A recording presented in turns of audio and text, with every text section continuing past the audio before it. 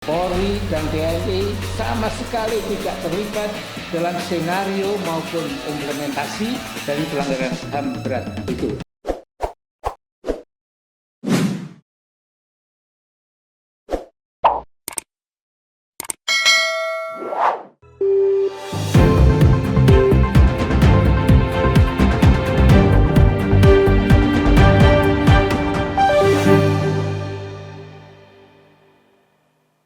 Ya, assalamualaikum warahmatullahi wabarakatuh.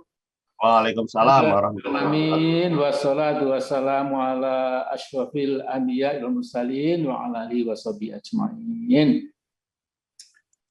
Saudara-saudaraku, jadi sebelum masuk ke acara bedah buku putih tentang pemenuhan 6 laskar pengawal Habib Rizik Syihab pada siang ini, marilah kita kenang, kita tundukkan kepala kita sejenak sebagai bela sungkawa kita kepada sesama anak bangsa yang telah dipanggil pulang keharbaan Allah telah meninggal dunia akibat serangan virus yang memang masih sangat dahsyat.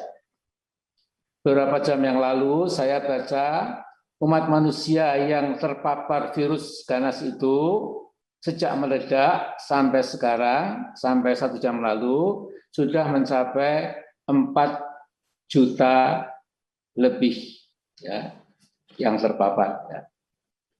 Nah kemudian, maaf yang terpapar itu 185 juta, yang recover 169 juta, yang meninggal sudah 4 juta lebih. Adapun Indonesia yang terpapar 2,3 juta, yang sembuh alhamdulillah 1,9 juta, yang meninggal 61.888. Nah, kata saudara Diki Budiman, epidemiologis, ahli epidemi dari Griffith University, beliau orang Indonesia. Itu dia mengatakan kemungkinan angka sesungguhnya 3 kali jumlah yang dilaporkan selama ini. Wallahu alam, kita tidak tahu. Ya. Nah karena itu pemerintah sekarang ini nampak puntang-panting gegara merebaknya virus turunan entah apa namanya, dan terkesan bangsa kita sekarang masuk ke dalam chaotic situation, ya, situasi chaos atau dalam bahasa Arab al-fawda, situasi acak kadut, simpang siur, dan ada kesan konflik pendapat antara pusat dan daerah, perang antara para kritisi dengan sejumlah buzzer bayaran, semakin lama semakin gaduh. Ya. Tapi bagaimanapun kita tetap harus berusaha dan berdoa, mudah-mudahan ya PPKM darurat yang dilaksanakan oleh pemerintah itu bisa mencapai tujuannya. Sekalipun saya ingatkan juga sekaligus jangan jadikan wabah pandemi ini atau pagebluk sekarang ini menjadi kesempatan emas ya. Bagi siapa? Ya buat para koruptor dan predator untuk menangguk keuntungan haram yang terkutuk. Ya, terkutuk di mata manusia, juga terkutuk di hadapan Allah SWT. Nah ini catatan saya. Nah sekarang saya ingin membuat catatan sangat singkat tentang buku putih yang telah diterbitkan oleh tim pengawal peristiwa pembunuhan 6 laskar pengawal HRS. Yang jelas saya tidak ingin dalam bahasa Inggris itu stealing the thunder, ya, ingin mencuri perhatian. Ya, karena saya akan bicara garis besar saja, biarkanlah 10 saudara saya yang lain akan membedah sesuai sudut pandang masing-masing sehingga tercapai pandangan yang utuh atau komprehensif. Insya Allah. Ya. Nah, saya ingin menggarisbawahi bahwa seluruh fakta yang disajikan adalah fakta objektif dan sebagian besar merupakan data dari sumber yang primer, bukan sumber sekunder. Jadi dari primary sources bukan secondary sources. Ya. Artinya yang disuguhkan dalam buku putih ini ya itu adalah bahwa hasil wawancara dengan para saksi yang berani buka mulut, dengan keluarga korban, dengan fakta-fakta yang self-evident lewat video dan lain sebagainya. Jadi bukan kasasi ini dan kasasi itu yang tidak berkaitan sama sekali dengan masalah pelanggaran HAM berat yang kita ekspos seperti apa adanya dalam buku putih ini. Nah, setelah membaca dengan baik buku putih ini secara kelembagaan, ini penting, Polri dan TNI sama sekali tidak terlibat dalam senario maupun implementasi dari pelanggaran HAM berat itu. Alhamdulillah kita bersyukur. Ya. Jadi teman-teman TNI dari 3 angkatan dan teman-teman Polri, Anda memang tidak terlibat. Baik senario, apalagi pelaksanaan. Jadi kita bangga, alhamdulillah ya, tulang punggung keamanan bangsa namanya Polri dan tulang punggung pertahanan ya namanya TNI itu tidak terlibat sama sekali. Jadi ini berita gembira buat kita semua. Nah, jadi siapa yang bertanggung jawab? Justru disinilah kita perlukan keterbukaan dan sekaligus kejujuran, ya, serta proses hukum yang terbuka dan setransparan mungkin, agar selama ini kasus pelanggaran HAM ini yang dibuat remang-remang oleh pihak tertentu dan diharapkan menghilang dengan sendirinya, itu tidak akan terjadi. Insya Allah, never, tidak akan terjadi. Nah, setelah dalam bahasa Inggris itu ada pepatah, chicken will come to roost. Jadi yang namanya ayam itu kembali ke sarangnya. Artinya apa? Artinya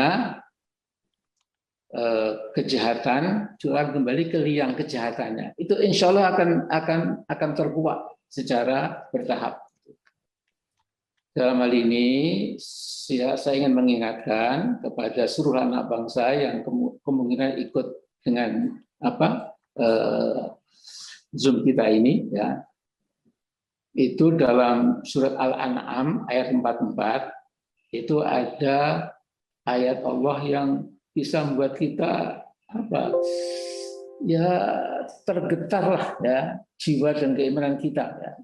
Yaitu berbunyi falamma nasu ma dzukiru fatahna alaihim abwaaba kulli syai' hatta idza farihu bima utu akhadnahum baghtatan fa idza hum mublisun.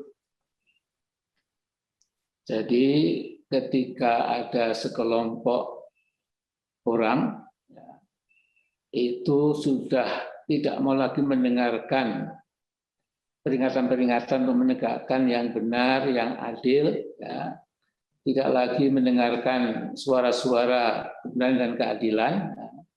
Maka justru Allah akan membuka pintu-pintu kesenangan buat orang-orang yang zalim itu. Ya.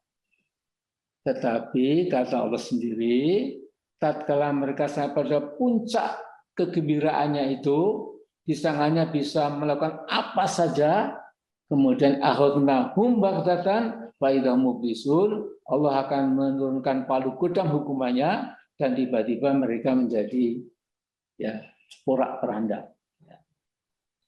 Jadi sekarang saya ingin mengimbau ya kepada para penegak HAM dimanapun juga, terutama yang menyangkut pelanggaran berat ini.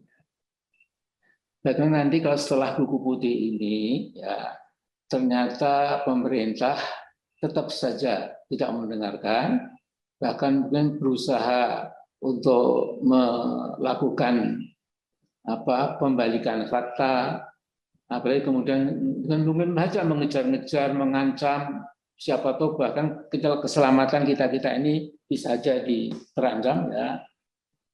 Tapi buat kita itu kita tidak usah kecil hati. Saya baca di surat Ali Imran ayat 20, ya. Al-Maidah ayat 4 dan 99, Ar-Ra'd ayat 40, surat An-Nahl ayat 35 dan 82, surat An-Nur ayat 454, surat Al-Ankabut ayat 18, surat Yasin ayat 17, surat Asy-Syura 48, surat Taghabun ayat 12. Itu jelas sekali dikatakan di berbagai ayat itu bahwa para rasul yang dilengkapi dengan wahyu dan kesempurnaan integritas pribadi para rasul yang sempurna itu, tugas para rasul itu hanya menyampaikan, ya, tidak memaksa. Ya. Apakah itu Nabi Nuh, Nabi Ibrahim, Nabi Musa, Nabi Isa alaihissalam, dan Nabi Muhammad SAW, ini panutan kita. Seluruh umat manusia itu mengacu, seluruh agama wahyu itu mengacu kepada Rasul-Rasul besar itu. Ternyata tugas para Rasul itu hanya menyampaikan. Nah, sesungguhnya dengan keluarnya buku putih ini yang akan kita sampaikan ke seluruh lembaga penting negara, dan juga kepada semua yang berminat, ya, kepada para wartawan, para penggiat medsos dan lain-lain. Ya. Tugas kita sudah selesai. Ya. Nanti akan mengambil alih itu Allah. Jangan khawatir. Ya. Nah, jadi saya ingatkan, ya, pada pemerintah sekarang ini, tolong masih belum terlambat. Ya. Karena skenario apapun yang dibuat manusia itu di depan Allah itu hanya remeh-temeh kecil. Ya. Maaf saya agak emosi sedikit ya, tapi emosi saya ini karena saya memang betul-betul intens prihatin dengan keadaan bangsa kita sekarang ini. Nah, jadi nanti biarkanlah Pak Marwan mengatakan lebih jelas lagi. Kemudian 10 saudara kita sesuai dengan keahlian masing-masing membedah buku putih ini. Kemudian arah berikutnya bagaimana, kita akan perlu berunding lagi. Tapi yang paling pahit pun kita sudah akan tanggung. Ya. Andai kata misalnya ini dianggap angin lalu, ya alhamdulillah Allah pasti akan ambil alih. Itu keyakinan kami semua. Saya kira hanya itu dulu. Biar tidak mencita waktu terlalu banyak. Assalamualaikum warahmatullahi wabarakatuh.